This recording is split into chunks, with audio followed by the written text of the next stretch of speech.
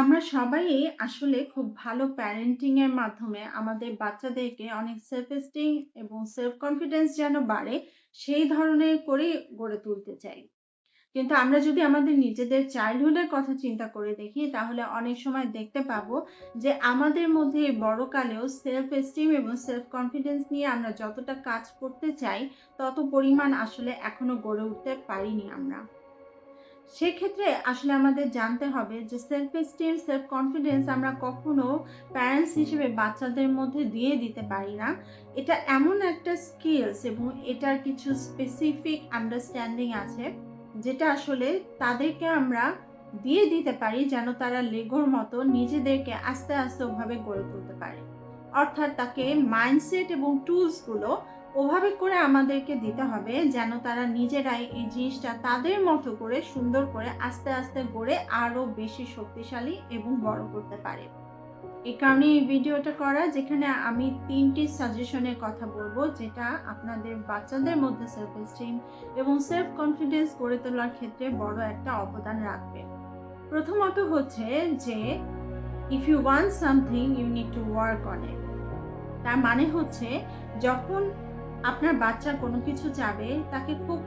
সহজে ওই জিনিসগুলো যখন আপনি দিবেন এবং যেটা ওর নিজের আদায় করে নেওয়ার কথা সেটার মধ্যে যখন আপনি অনেক বেশি মাধ্যম হিসেবে কাজ করবেন, তখন ও আসলে একটা জিনিসের জন্য কতখানি চেষ্টা করাটা, কতখানি লেগে থাকাটা দরকার সেটার অনুভূতিটা সে পাবে না। সো এমনও হতে পারে যে ফ্রাস্ট্রেশন আমরা এখন অনেকের মধ্যে দেখি, খুব ইজিলি ফ্রাস্ট্রেটেড হয়ে যাচ্ছে, খুব তাড়াতাড়ি গিভ আপ করছে, খুব তাড়াতাড়ি নিজেকে মনে করছে এটার জন্য সে উপযোগী না। সেক্ষেত্রে আসলে তাকে বলতে হবে যে কোনো কিছু পাওয়ার জন্য সবসময় কিছু ডিসিপ্লিনের দরকার, কিছুটা কাজ করার দরকার, কিছুটা না কর্মঠ হওয়াটা জরুরি, ডিসিপ্লিন থাকাটা জরুরি, ডেডিকেশন অর্থাৎ নিজেকে ওই কাজের জন্য একেবারে ফোকাস করে লক্ষ্যটাকে অর্জন করাটা জরুরি। এবং এই কারণেই তাকে রিয়েলিস্টিক উদাহরণ দিতে হবে যেন সে বুঝতে পারে যে ফেইলিওর মানেই লুজিং না। বড় বড় মানুষ যারা অনেক বড় কাজ করে এসছে, স্বপ্ন পূরণ করে এসছে, তারা যে অনেক ফেইলিওরের মধ্যে দিয়ে গিয়েছে সেই উদাহরণ ওদেরকে দিতে হবে এবং এভাবেই তাদেরকে বোঝাতে হবে যে একটুতেই ফ্রাস্ট্রেটেড হওয়া কোনো ভালো মেন্টালিটি না এবং কোনো কিছুর প্রতি লেগে থাকাটা সার্থকতার একটি লক্ষণ বা তার খুব বড় ডেভেলপমেন্ট হবে, যেটার মাধ্যমে সে আরও ম্যাচিউর হবে। সেকেন্ড অপশন হচ্ছে আমরা যদি মূল্যবান কিছু পেয়ে যাই, সেটা পদবি হোক, রিলেশনশিপ হোক, কোনো রোল হোক বা কোনো কিছু যেটা আমরা অর্জন করেছি কষ্টের মাধ্যমে এবং পরিশ্রমের মাধ্যমে, সেই জিনিসটাকে ধরে রাখা মেনটেনেন্সের জন্য বা সাস্টেইন করার জন্য আসলে ডিসিপ্লিনের দরকার এবং সেটার জন্য কিন্তু মেনটেনেন্সের দরকার, আরও দরকার কনসিস্টেন্ট ওয়েতে কাজ করা। দেখুন, আমরা অনেক সময় এই যে কোনো কিছু পেয়ে গেলে পাওয়ার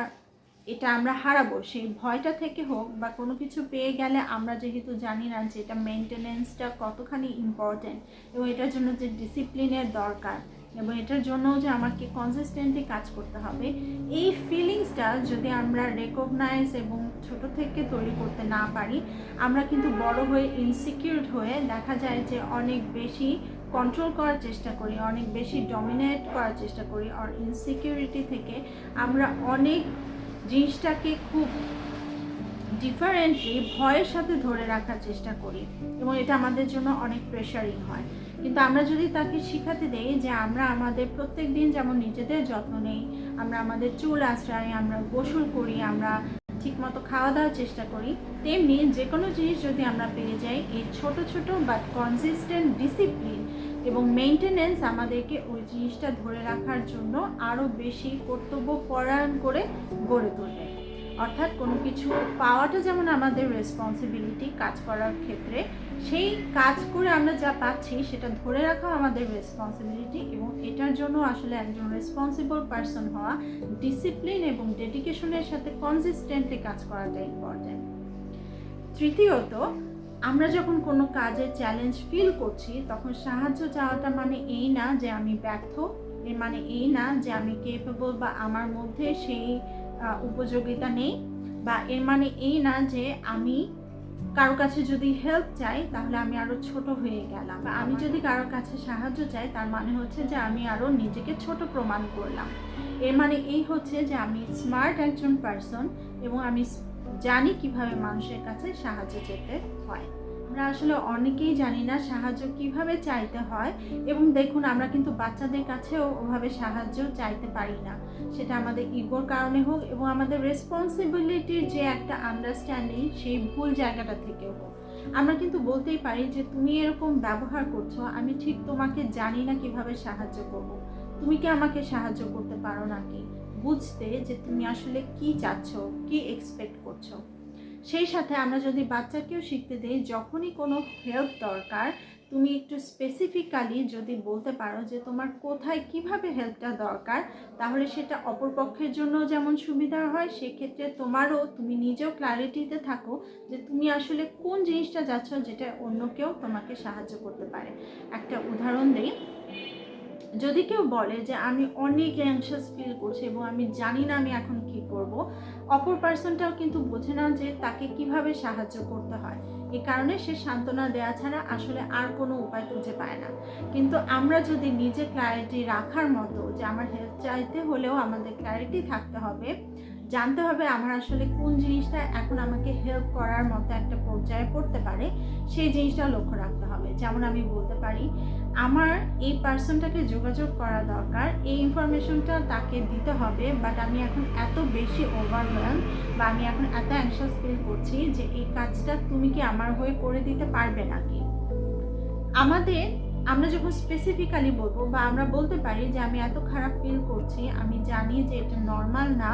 এবং আমি চাই যে তুমি আমাকে একটু সাহায্য করো, যে তুমি আমাকে হেল্প করতে পারো কি যে কোন প্রফেশনালের কাছে আমার যাওয়া দরকার এবং বুকিংয়ের বিষয়ে। তখন যেটা হয় যে অপরপক্ষ বুঝতে পারে কি ধরনের হেল্প এখানে চাওয়া হচ্ছে। অলসো আমাদের বাচ্চাদেরকে শেখাতে হবে হেল্প চাওয়া মানে এই না যে আমি সবসময় এটার একটা পজিটিভ আউটকাম পাবো, কিন্তু তার মানে আমাদের হেল্প চাওয়াটা যে ভুল হয়েছে তা না। এটা স্বাভাবিক একটা প্রসেস, সবসময় আমরা রেসপন্স পজিটিভ নাও পেতে পারি, কিন্তু আমরা যখন ওকে হেল্প চাওয়াটা শেখাবো সে একটা ইম্পর্টেন্ট জিনিস শিখবে, সেটা হচ্ছে যে আমারও তো অনেক হেল্প লাগে এবং আমি অনেকের কাছে হেল্প চাই।